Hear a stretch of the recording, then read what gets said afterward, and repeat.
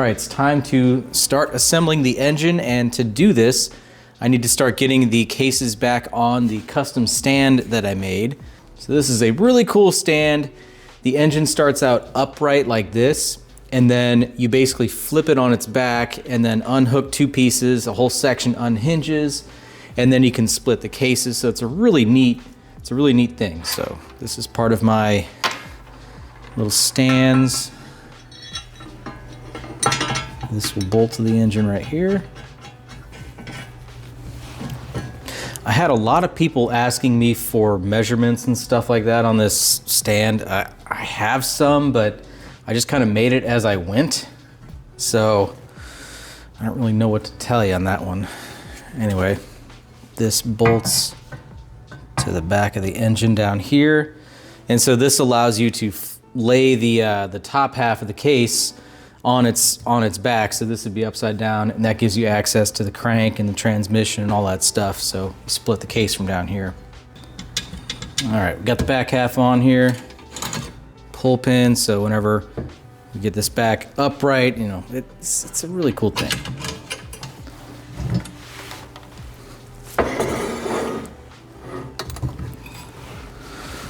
All right.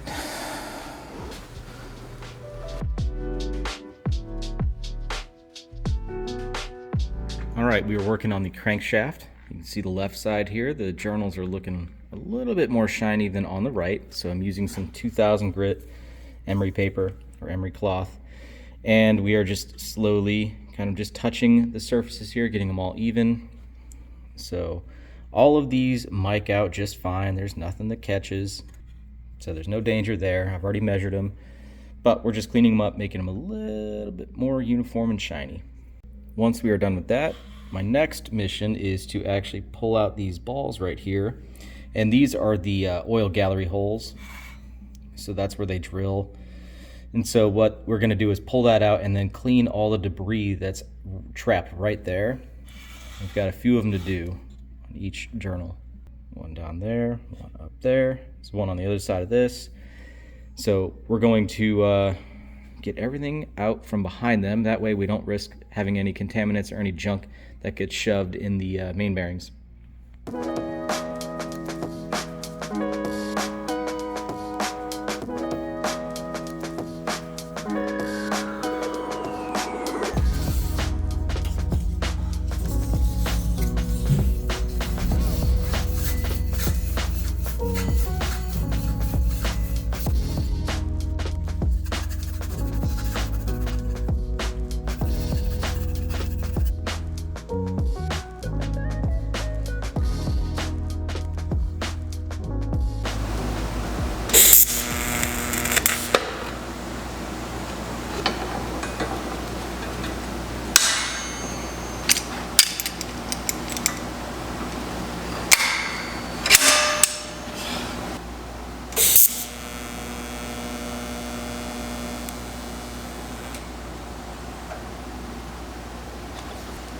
You can see that it's loose.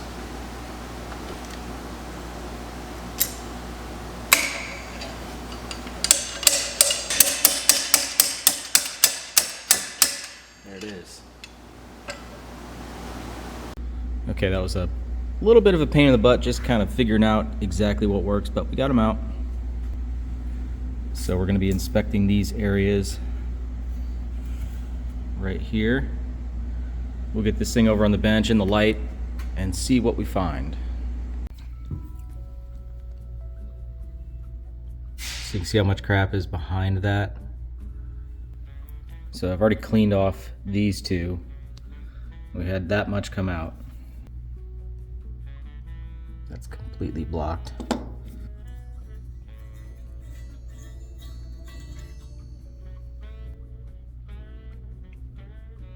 Yummy.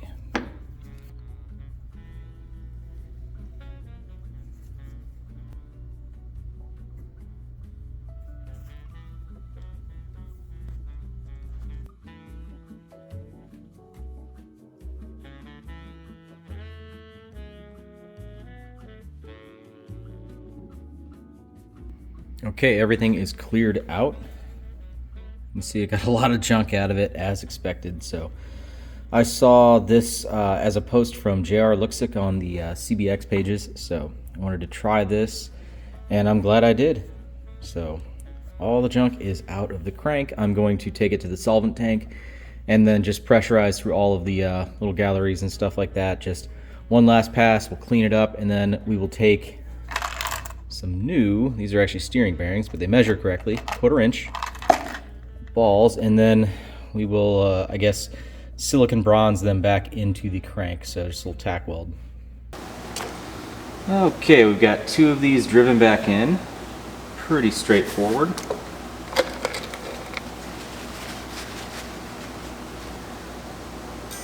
put that there.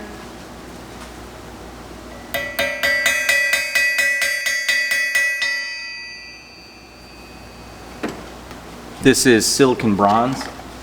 I'm just gonna give it a little tack.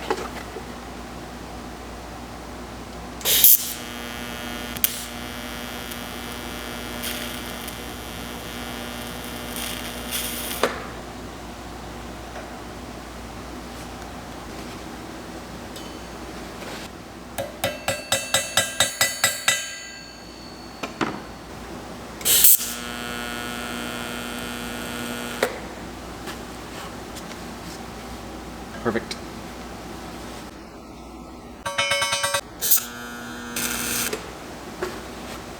Perfect.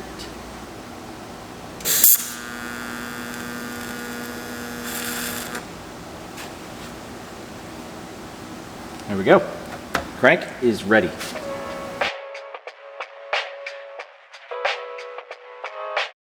Okay, next on the list is we're actually going to measure the clearance on our crankshaft and connecting rods and such. So let me kind of walk you through exactly how to do this and what I'm looking for.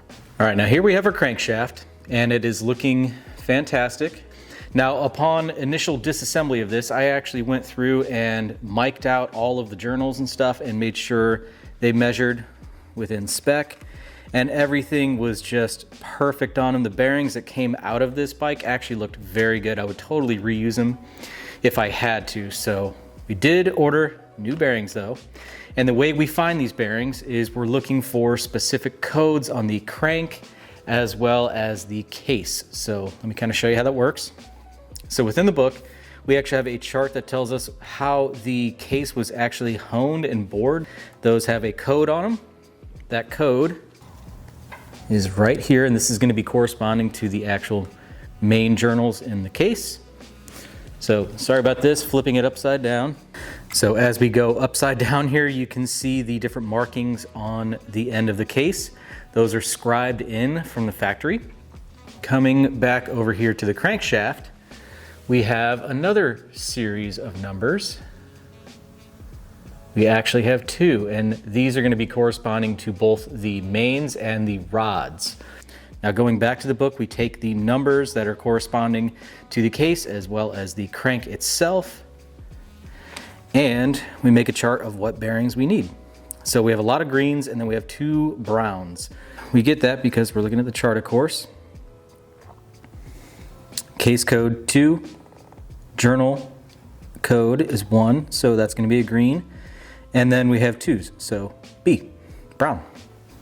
And the 2s that you're seeing, those are those double scribe marks on each of the journals on the case. And then our code here on the end of the crank, the JL2111121, actually corresponds to the main journal OD.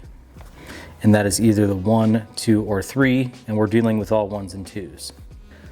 Now as far as bearing selection, we're going by color. So we have our color here, we correspond that here, and that gives us our A, B, C, or D. And then we take that information and we go online and we buy bearings. So this is CMS&L, and they have everything broken down the exact same way. So of course down here, bearing C, bearing B, crankshaft, they have very close part numbers. So here are my green bearings. That is a 13317425003. Very close number, 13316425003. Now yes, you can see the paint mark there, the green marked on the side of the bearing. You also have a brown on this. You don't want to solely rely on the colors themselves. So as an example, with a Yamaha I recently rebuilt, I also needed rod and main bearings there. They also have a color code, but the bearings themselves are used between different models, and those different models might have a different color code. So I want to make sure that I'm actually reading the part number and not just the color code. So just stuff that you want to confirm. But for now, we're going to go ahead and unpackage all of the bearings. We will get them set into the cases themselves. We'll clean up the crank, we'll set it in, and then we're actually going to plastic gauge this and physically measure our clearances before we put it together permanently.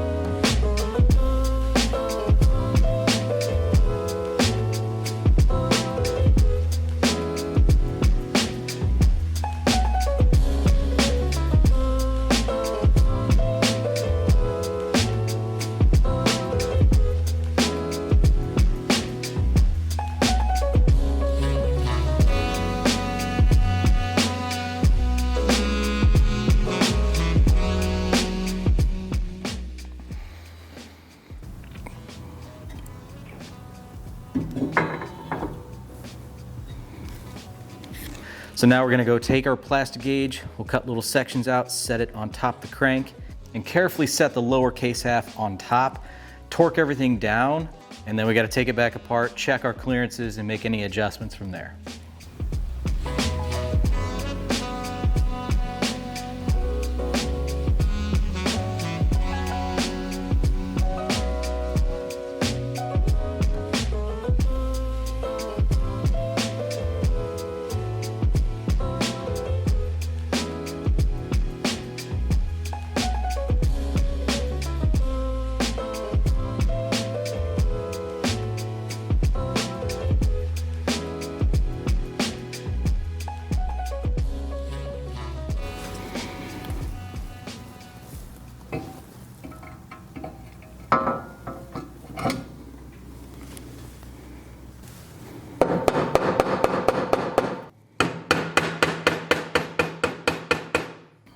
All right, cases are together.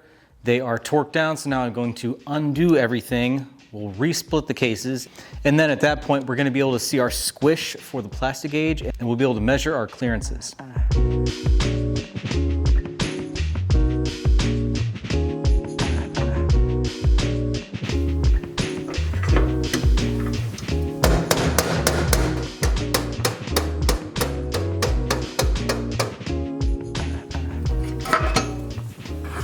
Okay, so looking at the crank, what we're going to be doing is measuring the squish of the plastic gauge. So what we're looking for is a certain thickness of squish. Now the smaller the gap, the less the squish. Our service limit is 0.003. So what we do, come over here, get you a good angle here. So right there, you compare it. We're at 0.002. Here's another one we can see. Or at least I can get you on camera, 0.002. And so we go through and check all of these.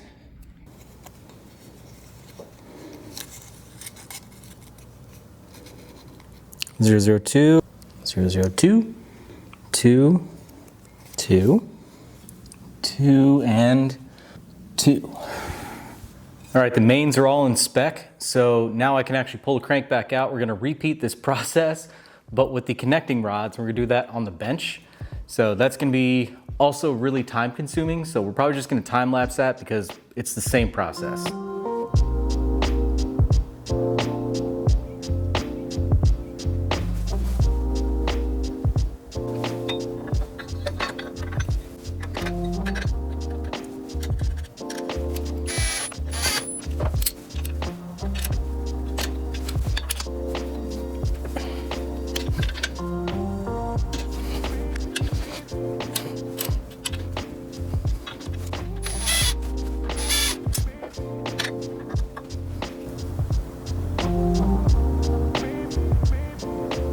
Okay, the crank is back on the stand here. We have checked all of the rod clearances, so let's go ahead and compare. We will start from number 1. 0015, 0015,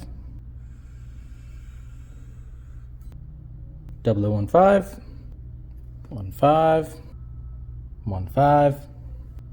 15, 15, and 15. Perfection.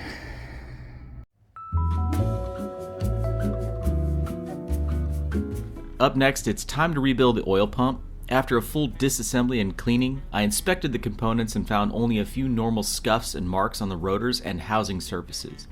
I then measured the rotor clearances, and everything was very tight, so we should have great oil pressure. Time to reassemble and install into the lower case half.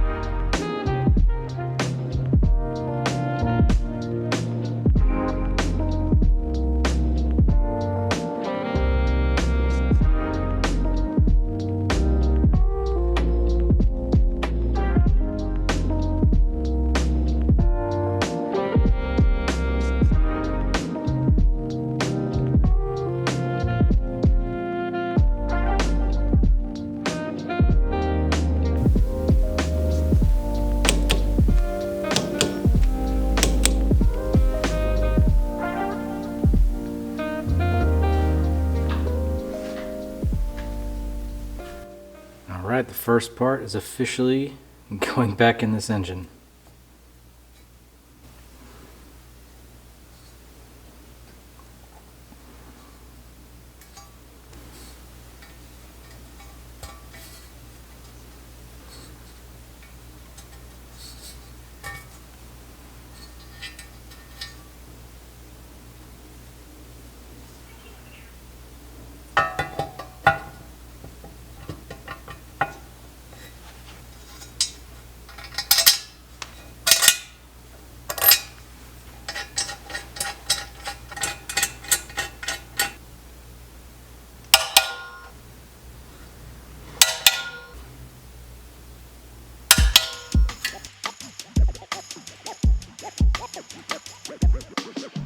The primary shaft is a hugely important assembly on a CBX as it determines ignition timing, drives and lubricates the alternator, and holds the starter clutch assembly internally within the engine. Beyond that, there are 2 large bearings and some very specific oil seals that you don't want to fail. The shaft assembly comes apart easily, and we first focus on getting it clean before pressing a new bearing into the support cup.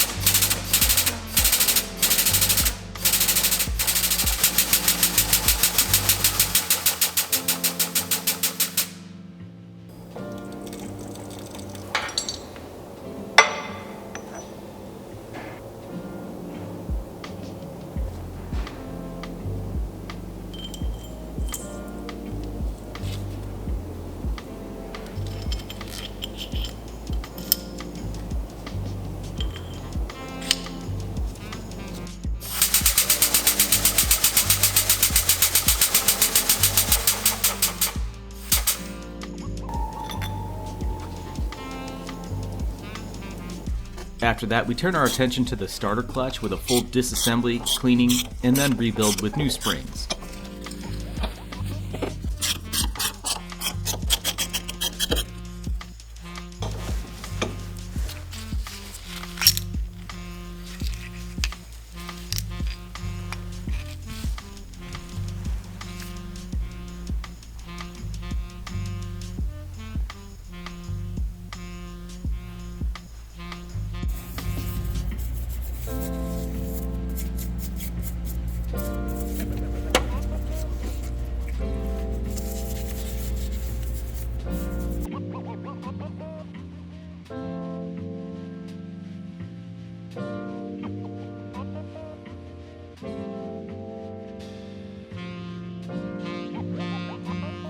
Okay, it's been slow going up to this point, and now it's actually time to start throwing some crap together.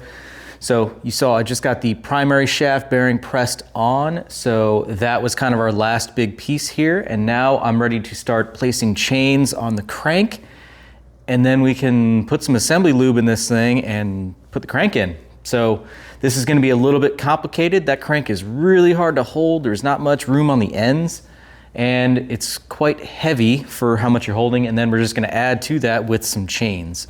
All right, so let's take a look at those parts we're getting ready to install. Now, of course, you just saw me press the bearing on the primary shaft. So our starter clutch is rebuilt. We have new springs in that. We have cleaned the rollers, and then this thing is just ready to go. So the hub here, that will slide on this section, and then our primary shaft drive sprocket. This will have to get aligned within the chain. So we're actually going to throw this chain as well as the long cam chain onto the crank. We'll have to set it up here. And then once we place the crank in, there is a timing mark that we're going to be putting flush with the case mating surface here. And then we have to align that sprocket, and it's all going to be pretty hard to reach in here. So it's going to be a little bit of a cluster. But yeah, once we get the sprocket in the right place, the chain on there and stuff, we will actually insert the primary shaft on this side, and then we have to kind of tap it into that bearing. And then we are a heck of a lot further than we were. So this is the top primary chain tensioner. Crank's all cleaned up, ready to go. Got a brush, some gloves, of course, and then we're going to be using some assembly lube for all of this. And then we'll start working on sub-assemblies and then the transmission once we get everything in.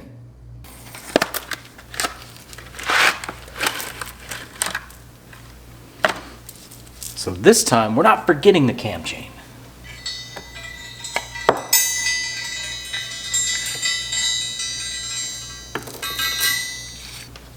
I would totally have that as a wind chime. And then we have a new primary chain.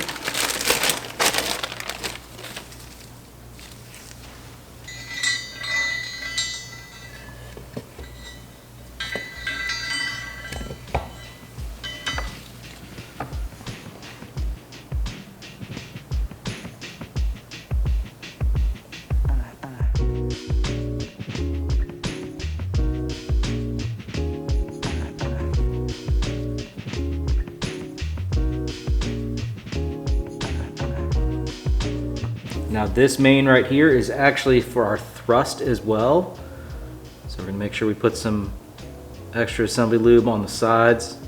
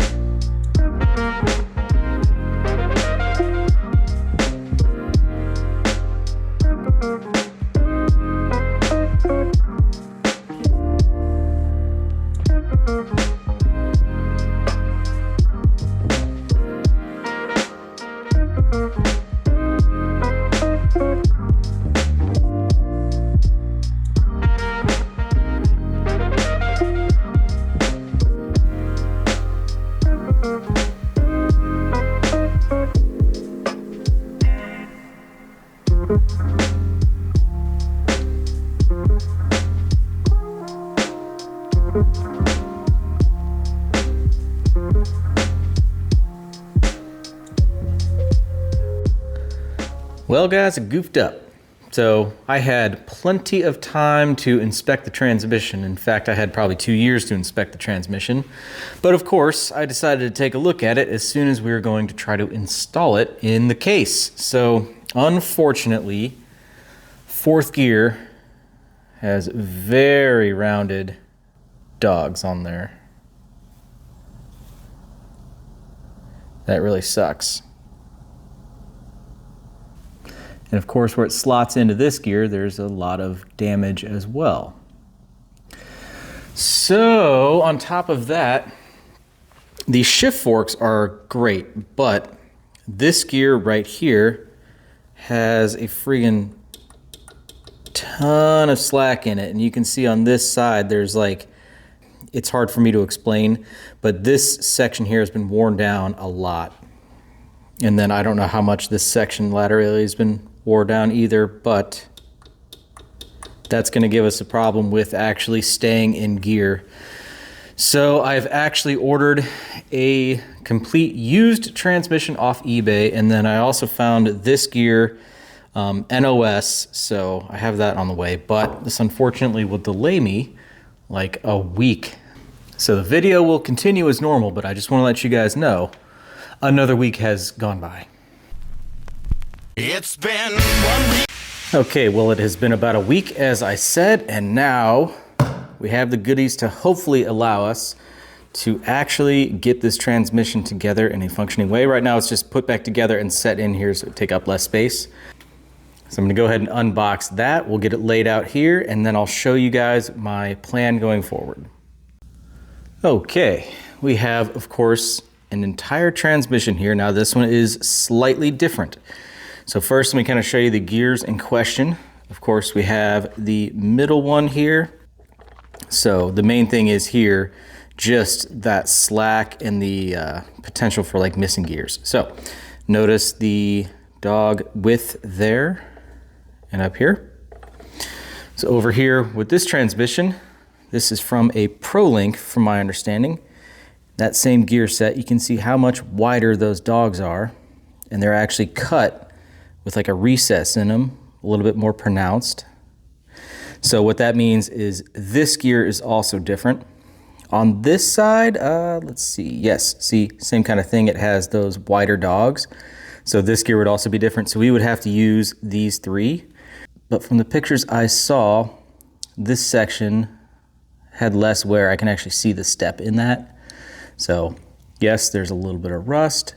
That will clean up fine. I'm gonna put the vapor hone to it and we'll get that cleaned up just fine. So on this side, the gears in question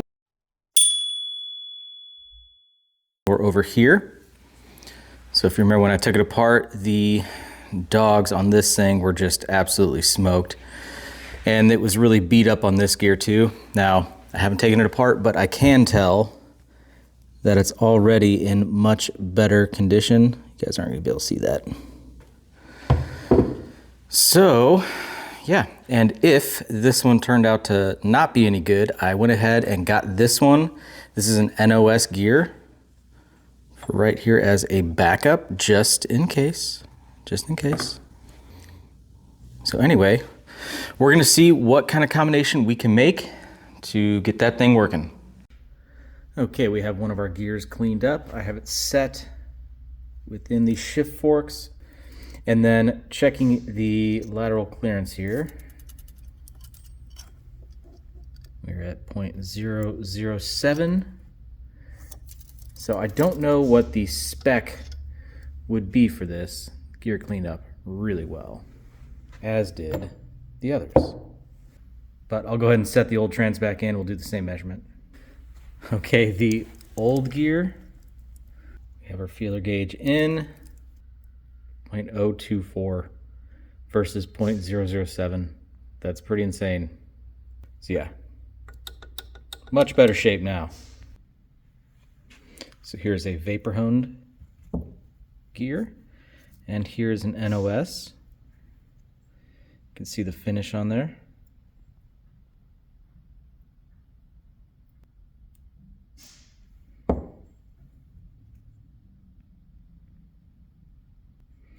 I would say that it's pretty much back to factory So I'm pulling apart the original transmission. Here you can see the difference in the two gears here. So the teeth are the exact same, but of course the slots for the dogs are different. And of course this gear, original, and the new one, or the ProLink version. Okay, the cleaned shaft. So this is the one we've already done for the original transmission. The 3 gears we need to remove are off. And then the 3 gears that we need to use are ready to go back on. So time to install these things.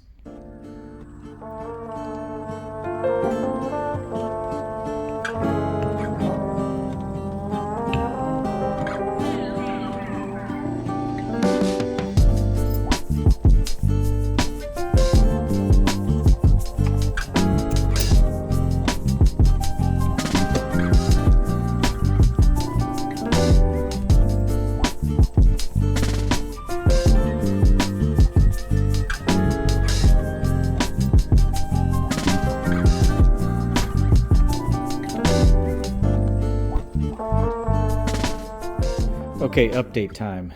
This is the actual output shaft of the bike. Now, the gear that I need to swap is right here, but this gear, in every schematic, it doesn't show this gear coming off. So I assumed it was just pressed on. It was a little hard to see at, beyond this gear as far as if this was a clip or just a washer.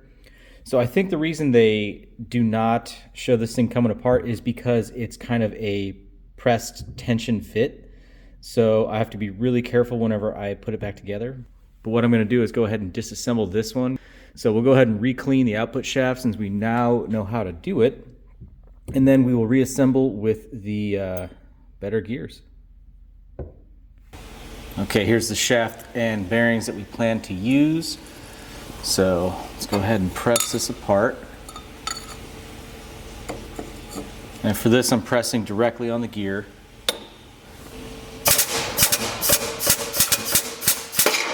There it is.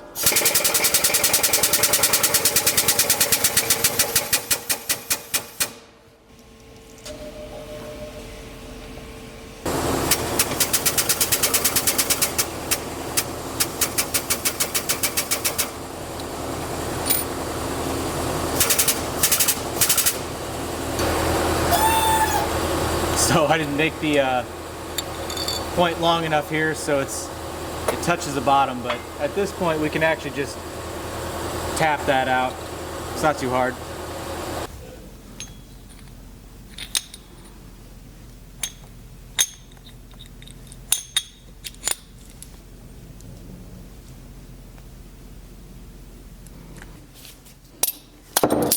Whoa! Comes apart. One tap. Okay, now I can actually clean the output shaft just right there on the sprocket mount. Just doesn't look very good. Okay, the trans is ready to go back together. I have this shaft cleaned up. Look at that. So this is the collar that the seal rides on. I went ahead and polished the outside there. Looks really nice. The gears that are good that came off the bike, we're just going to put those back on. This is the gear from the newer trans. It is in such good shape. Look at that. It's in much better shape than the old one. And then, oddly enough, the bearing that came off of the used trans is actually in better shape than the one that was on my bike. So this one has a bunch of lateral play and stuff like that. So anyway, got this one cleaned up. We're going to use this one. And then instead of using the gear that came off of the used trans, which is in very much usable shape, we're going to go ahead and use the new gear, and then we'll save this one for a rainy day.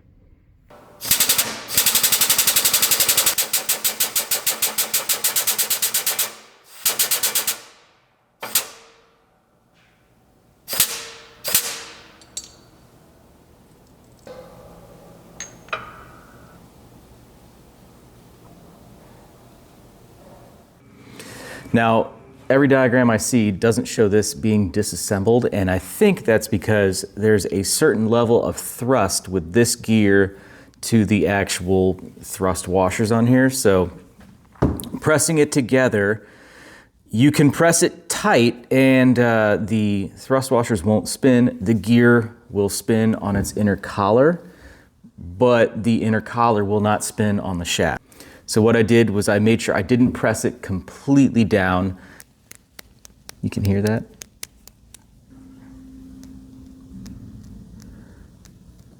There's just the tiniest amount of thrust built into that. So that is where I stopped. I think that's how they did it from the factory. So yeah, if you guys have any more information on that, let me know, but I think that's how it's done.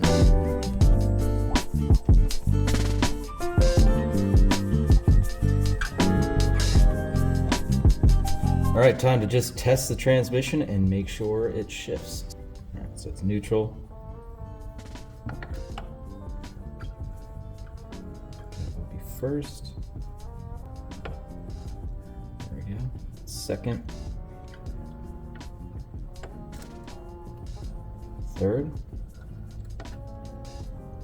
Fourth. And fifth.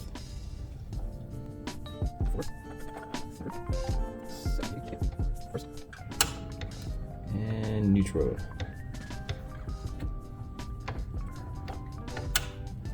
Cool.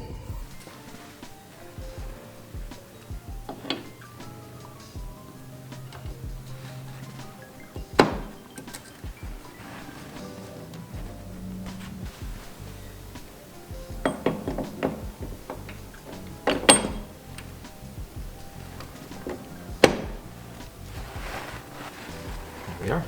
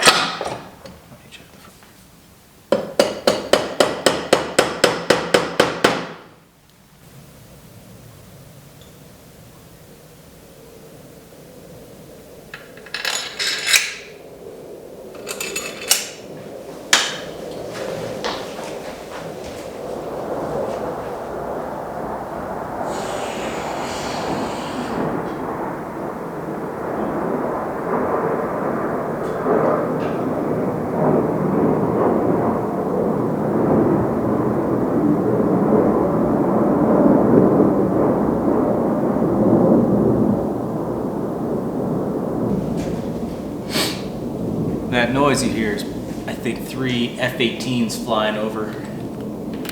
We have to go look. We have to. This is so cool.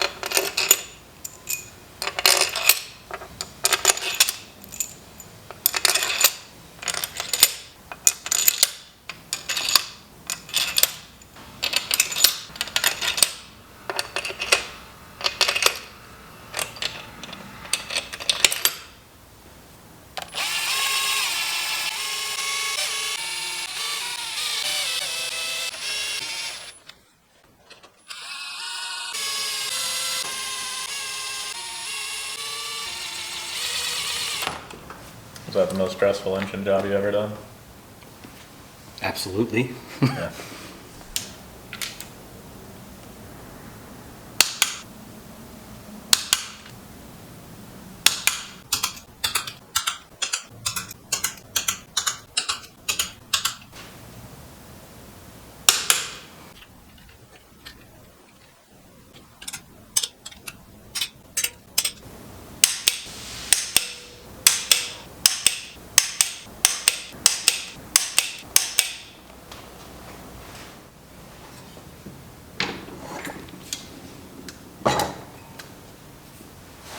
Piece of art right there. That's what I'm saying. Pretty expensive art piece. Oh, that's what I'm saying.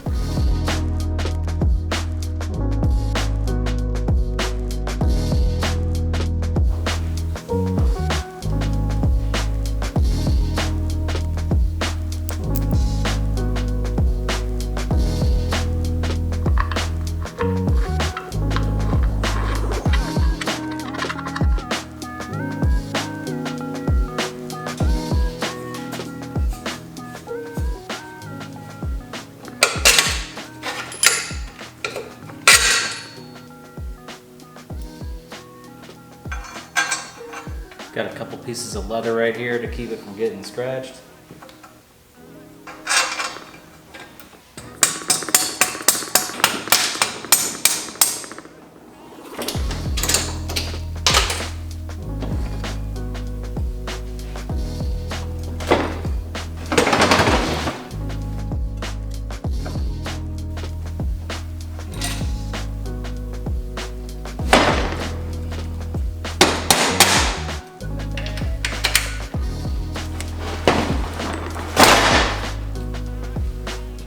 I also just want to show how easily this thing turns.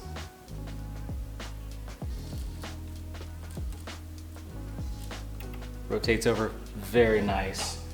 No friction, no tight spots, anything like that. Just very nice. Very satisfying.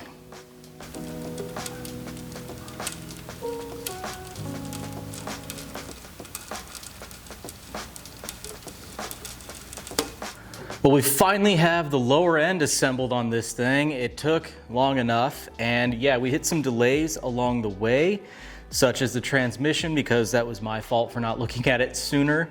But other than that, there's just natural complexities with this engine that are just time consuming, which is fine. But this thing is perfect, and I am very excited to continue the build. So next up, of course, we're gonna go ahead and install the pistons. We'll get the jug on this thing, and then we have to work on getting the cylinder head on it and buttoning this thing up. But the cylinder head is still at the machine shop right now, and I may not even have parts for it for the next 2 weeks. So don't expect an update on that part for at least a few weeks. I'm gonna try to get it out as fast as I can, but just know that we are working on this thing in the background. We are plating all of the hardware that we can. We're putting together sub-assemblies on this thing, and it is making progress for once. So we're feeling really good about it. It is a huge step forward, and we have started actually reclaiming some of the space that this thing freaking takes up. So anyway, I hope you guys like this video. I wasn't exactly sure how to format it. I know there's not a lot of you guys who are gonna be using these videos as like a lesson on how to do something, but you know, I just wanted to show all of the details that I could, because I know there's not a lot of this content on YouTube, and I find it very interesting. So I hope you guys did too. But I'm gonna end it off. I need to get out of here because I have to edit this very video. So anyway, I hope you guys liked it, and I hope to see you in the next one. Thanks for watching.